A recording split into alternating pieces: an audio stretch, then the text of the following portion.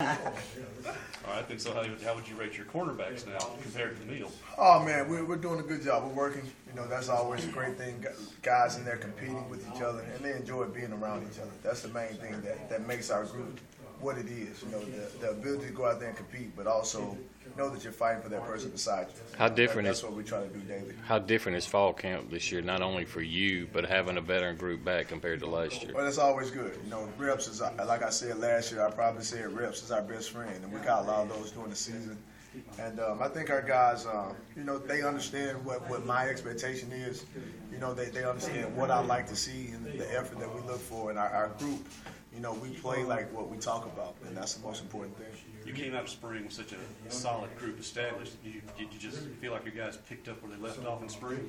Well, we go work. You know, one thing I talk to my guys about is nothing is etched in stone. You know, what you did last year was last year. You got to go out and improve yourself daily, weekly. You know, and that's the mindset I want my guys to have. Are Tevez and Jamerson setting the kind of pace you want your veterans to do in camp? You know, I got a lot of good leaders. You know, one thing about it is just not those two. You know, you got the younger guys that see those guys do it the right way, and they step up and lead also. But, you know, Tevez, Will, Cedric, you know, those guys do a great job of leading our group daily. A lot of guys have talked about Will. What do you see his role this fall? You know, one thing nowadays is, you know, you got to have 4 or 5 guys that can go out there and play. You know, it's not like I talk to my guys all the time that we got in the huddle, we held hands, and we said break. So nowadays, we probably haven't seen a huddle in 5 or 6 years. So, you know, those guys, those days are gone. You got to have 4 deep where you can roll them in. You know, it's hard to play 80, 90 snaps, which offenses are trying to get in every game. So for us, you got to have good depth and guys that when they go in, it's not a drop off.